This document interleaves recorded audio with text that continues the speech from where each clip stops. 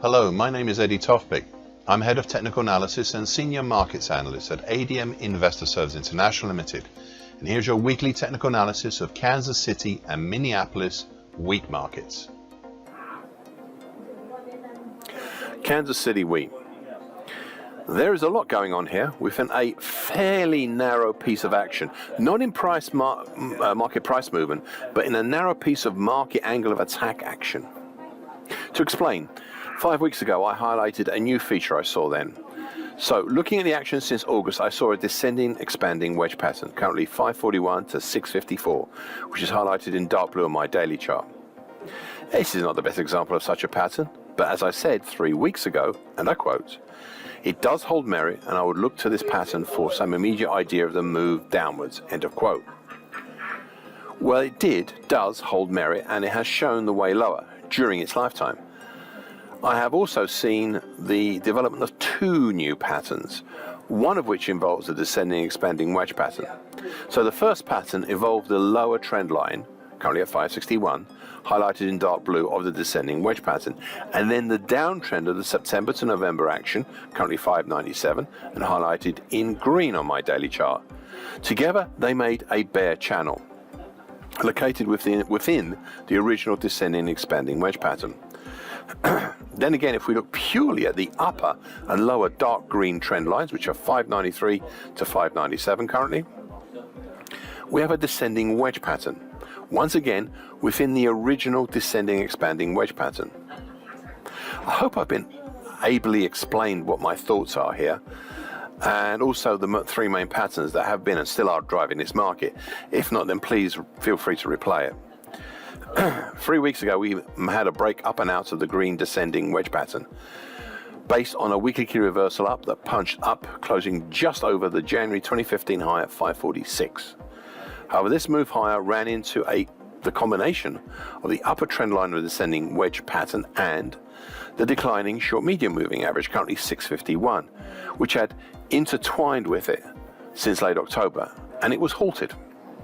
For a while, it looked like these two had turned the market lower, but it has been more a corralling action, getting them together rather than a rejection lower. And the prices are currently having some issues in trying to close below the 630 level, as well as testing the 38.2% Fibonacci line below at 618. And that's of the big old 2011-2019 move.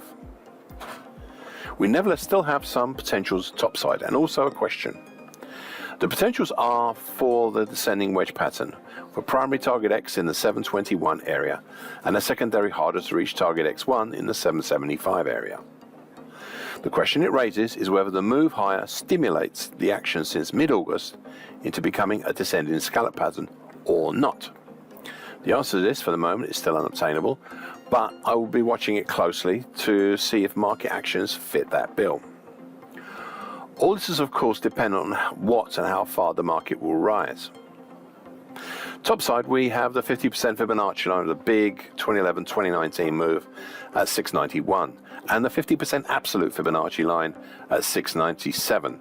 However, the support seen here on the way down was limited, so I am unsure how good the resistance they may become as the market heads higher if it does. It may be left up to the declining medium moving average, currently 689, and the December 2014 high at 707 to perhaps show some resistance in any rise. But if prices continue rising as far as the June 2014 high and the 2022 low combination at 748, well, then the idea of a descending scallop pattern will have to be reappraised. But a lot needs to happen first before we start seriously thinking about that far up. Minneapolis wheat. Now, compared to Chicago wheat and Kansas City wheat, Minneapolis wheat had usually been somewhat easier to read in the past, with respect to what was going on and what the opportunities might be. This is no longer necessarily true, but it still has its moments. In late February, and especially at the start of April, so that is just outside the parameters of my daily chart, the market constructed a large bear channel that morphed into what we now see highlighted in dark blue on my daily chart, a descending expanding wedge pattern, currently 792 down to well off the bottom of my daily chart. This actually originated from December last year, but only really became evident from February this year.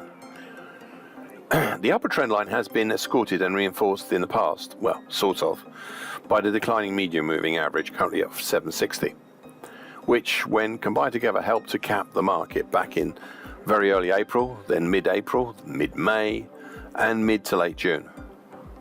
However, mid-July, the attempts higher resulted in a clear break above the upper trend line and also the important declining long moving average, currently at 805. The prices climbed rapidly during July, up to the 50% Fibonacci line of significant August 2020 to May 2022 move at 955, where the rally petered out and turned back down. It's this turn back down that has captured my attention, as the market had, since late July till mid-September, formed a descending scallop pattern.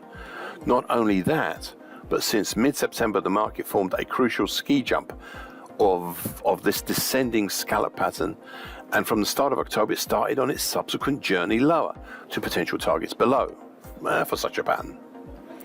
Thus, the primary target for such a pattern was in the 708 zone, with a secondary harder to reach target X1 down in the 689 zone. 3 weeks ago, the market punched down through the recent 737, 724 congestion zone, down into the next congestion zone below that, between 693 to 708, and reaching the primary target, but finding itself overextended and reverting back up.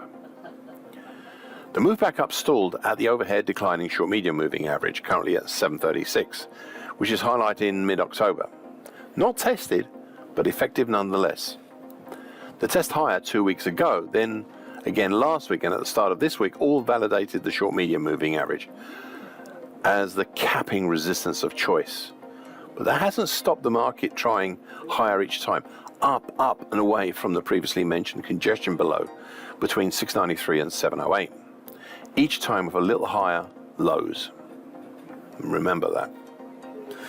Thus, the question remains of whether to move lower is still genuine or not. I suppose the move higher is also debated each time prices reach the short-medium moving average overhead. I'd now like to highlight again a newer pattern, one that I spotted 7 weeks ago. It's a nascent late August to date bear channel, highlighted in bright red on my daily chart, currently 654 to 754. The pattern is still operational, and once again I note how we have a smaller bearish pattern nestled within a larger one, much like a Russian doll. Thank you for listening. This weekly broadcast gives the essential market patterns and consequences.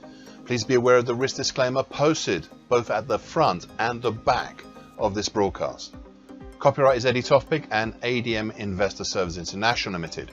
And here comes the final important bit.